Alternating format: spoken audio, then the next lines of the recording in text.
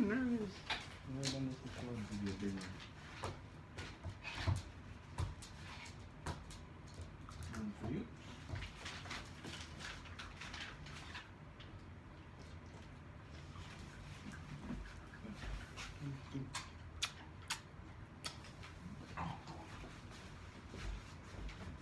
Should be good. You're good. I'm Do doing it quick. Okay. Okay. How do I do this? I don't know. Let's just figure it out. Am I far enough? Close enough? Okay. Hi everybody.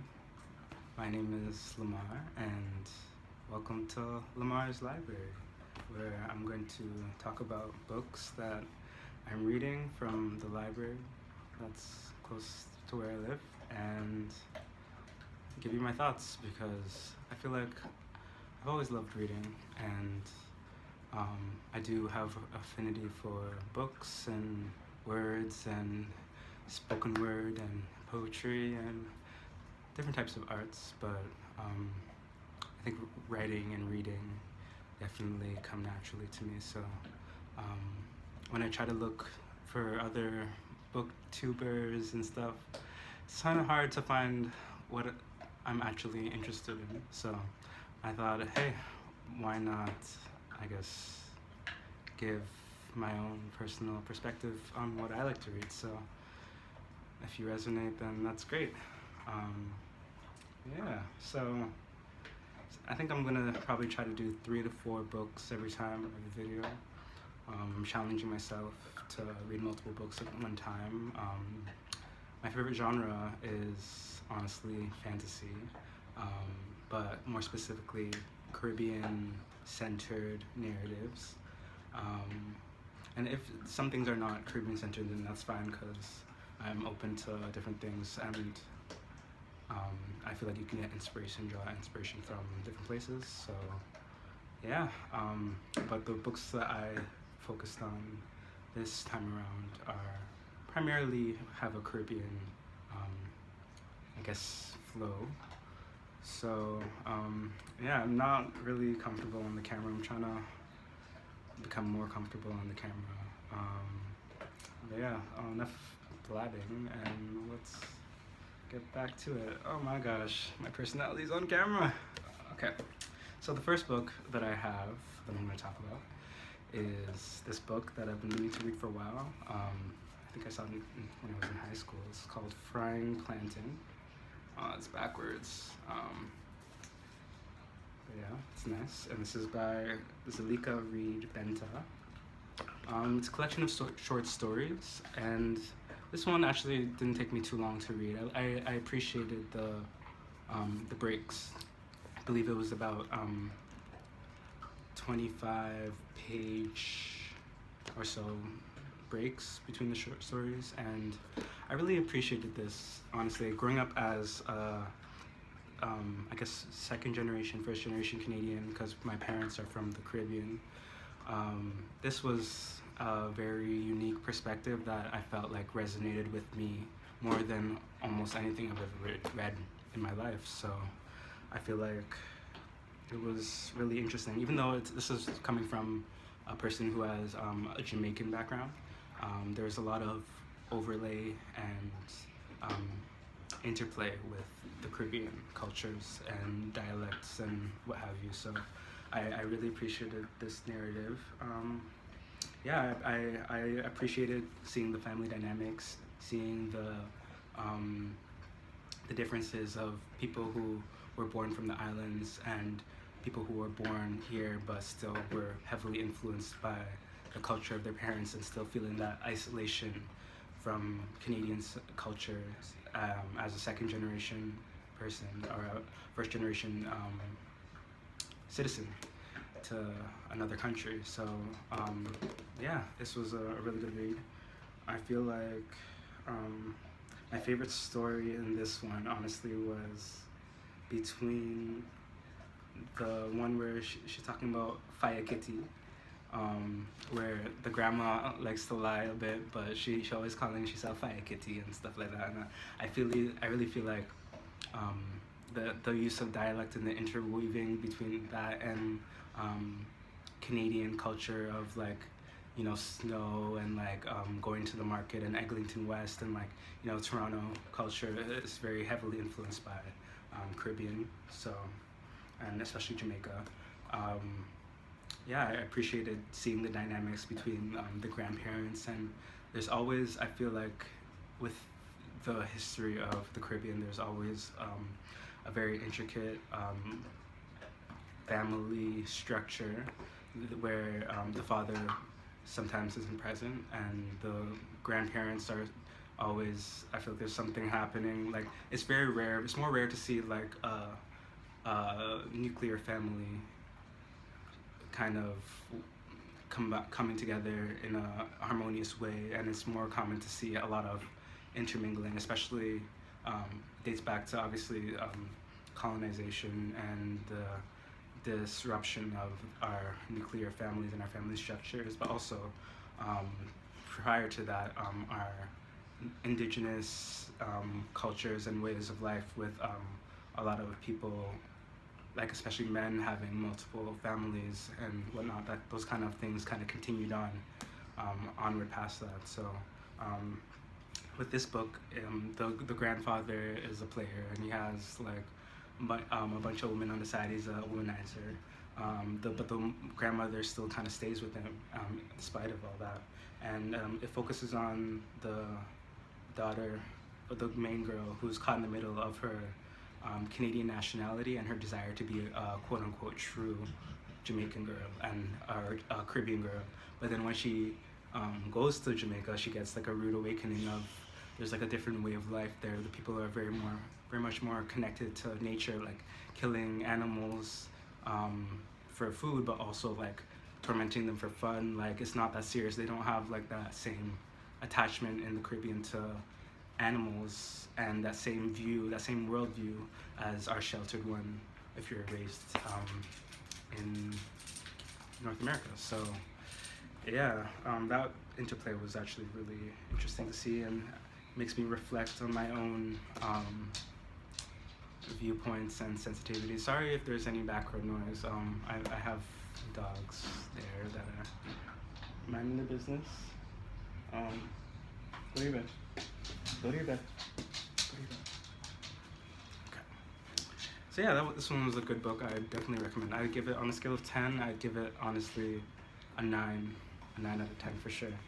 This was very, very nourishing to read, and I appreciated it, honestly. The inner child in me definitely smiled. So yeah, this one was a great book to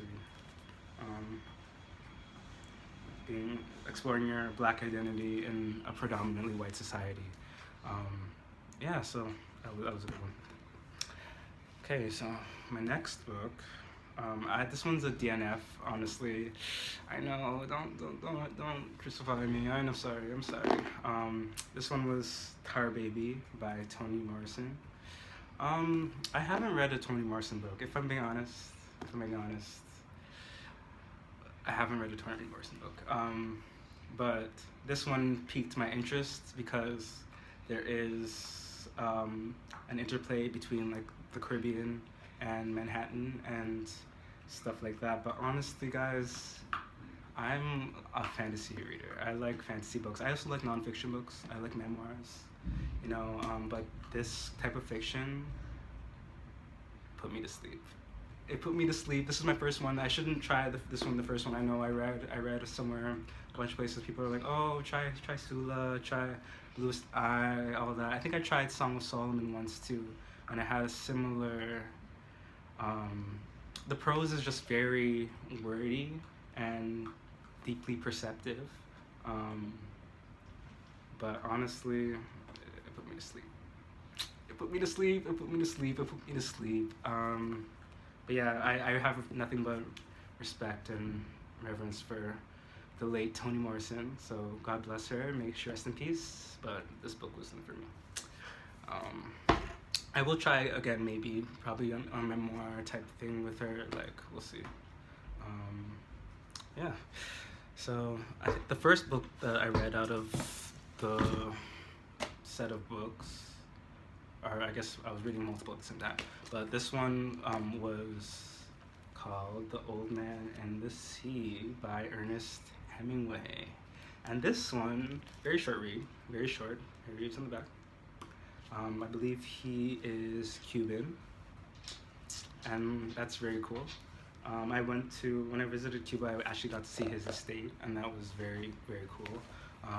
He had a lot of boats, a lot of very particular, intricate, like paraphernalia and things like that. So I really enjoyed this read, It was very short, like I said, but it was very, very descriptive, and I appreciate the simplicity of the story being in primarily one setting, and I appreciated the way he takes you on a journey in a way, and like before he catches the sea up to the point, and like the old man only goes out like every so often, and he's like, in his apprentice's eyes, he's like the best fisherman, but people kind of overlook that, the average person. But he has a way of, and a relationship with the sea. He kind of like personifies it in a way, and he has a very open dialogue with the nature surrounding him, and himself included. And he says he doesn't really care if people think he's crazy, but he just be talking. He talks, and mostly to himself. But that's very, very interesting narrative, very interesting plot, and the ending is kind of like not disappointing. It was fulfilling for sure, but like it was disappointing in like, dang, like all that work just for the fish to in the ocean, food chain, things happen. But this was a really good book. I can see why it won awards and he got the recognition he did. So it's inspiring for sure. I give this book honestly 9 out of 10 again. Yeah, shout out to Ernest. You did your big one. Yeah. Okay, and then I'm kind of rushing through this video a bit. I don't want the dogs to finish thing. Getting kind of restless. Hey, baby. Okay, so as for my last one, this was my favorite one by one of my favorite authors. This one was The New Moon's Arms by Nalo Hopkinson. Honestly, this one was a really good one. I love this one. I am a sucker for magical realism, and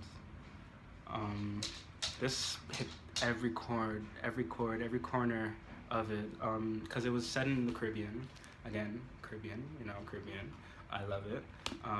And I feel like in the Caribbean, I came across this quote that was saying, I think it was actually from Nalo Hopkinson in one of her recent interviews, that the only way to really understand the magic of the Caribbean and like the history of the Caribbean is describing it in a way that is like beyond reality, and in a way that's like beyond the normalcy. Like the Caribbean is so rich in culture and so rich in magic, and our history is so nuanced and complex that the only way to really get a proper feel of it is when you go beyond the normal constraints of reality. And despite the hardship, and despite the trials and tribulations of the history and the colonization and what have you, I feel like we as a people are very strong and very resilient and very magical beings, honestly, each and in of ourselves. Does that make sense? In and of ourselves, we are each unique, and we bring different gifts. Everyone in the world, honestly, but I have a special relation and special place in my heart for Caribbean people and Caribbean culture. So this book centers on the main character, which is, I believe her name is Chastity, but her chosen name that she gave herself later on was Calamity, because she felt like she brought calamity into her life. This book talks a lot about family relations. It talks about like essentially mermaids, mer people. It talks about she's one day basically let me just start back actually. She grew up, she was like having this kind of ability where she has the ability to like find things, and she starts like has an itch in her fingers, and but eventually she kind of lost that ability around the time she lost her mother when she was a teenager. She also became a teen mom, and it talks about that too. And eventually when her dad passed away, it was around the time that she was starting to go through menopause, and this ability started coming back to her. So one day she was on a beach and she found this this young child washed up on shore, and she found it like covered in seaweed and stuff, and it had kind of like peculiar features about it. It had like webbed fingers, it had oscillating eyelids, it had like sharp teeth, it had like rough skin between its thighs, it had very particular like long locks like with like seashells in it, but it was like a baby. And obviously this child spoke not a lick of English, so it just made like gargling noises and shit. I'm not trying to get demonetized. I don't know if I'm monetized, but I swear I apologize. But yeah, this book was very, very, very beautifully written, and I feel like it talked a lot about honestly family dynamics. Touched a little bit about sexuality and the prejudices that come along and arise in Caribbean culture with like homophobia and whatnot.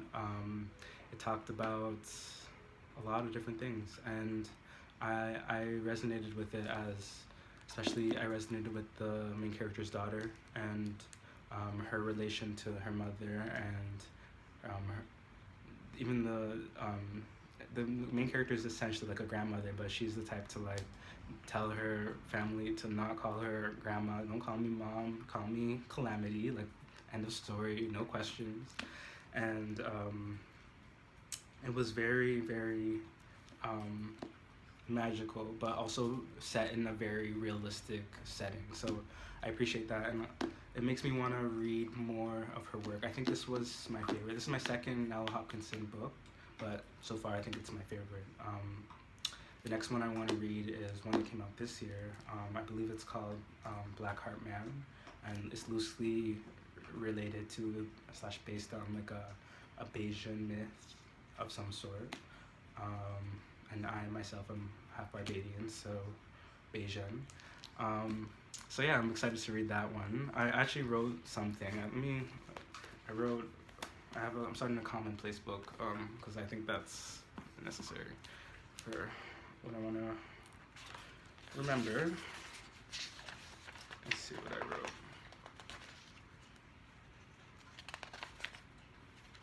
Oh shit, I missed this page. Oh, I missed the page. That's okay. I only used one page anyways. Okay. So I wrote a quote from it. Up in the sky, the new moon swung, yellow and sickled as a banana. A round shadow sat inside its horns, old moon sitting in the new moon's arms. So this is what I wrote. This book had themes of lost and found identity, motherhood, generational trauma, childhood trauma, all of which we carry into adulthood. Well, childhood trauma we carry into adulthood. Found family and survival. I resonated with the main character and her daughter. The daughter's father, who is gay, and etc. It was a beautiful book that did not answer all the questions, but in a way, it tied up loose ends. I believe the main character was, I don't want to spoil that, unbeknownst to herself. Also explains why ABCD, no spoilers. The mother tended to overlook the daughter's personality and had to learn to love her for who she is. It talks about the drift that comes up after your children grow up, and it talks about taking care of elders to a point of potentially neglecting yourself, only to soothe your own inner child. It talks about making up for lost time, about generational curses and how the views change over time. It talks about accepting people as they are and not as you would like them to be. And I resonate with all of this heavily, reflecting on my own life and whatnot. I feel like Calamity only felt like a calamity as she tried to process her own adolescence and understanding of womanhood. She had to formulate herself as her mother was stripped from her, and she became a teenage mother. The same way she had to accept her reality and yet was dismissed by her parents, she did that to her baby's father and her daughter and those around her with a jaded lens. I learned that if you love something or someone, it should not come with a price. To let it go. Take time to listen to others and respect their differences. Understand them, love them, and survive together. So yeah, I feel like that book was very very poetic, very deep, very intricate, very nuanced. It hit all the right chords for me on the type of books that I enjoy reading. Yeah, so honestly, today is the day that I have to return these books, so let me go and do that. Thank you so much for watching. Let me know if you like this video. Let me know your thoughts and comments. If you read any of these books, what books I should read. If you want to see that, I don't know, let me know. All right, thank you so much, and take care. Bye-bye.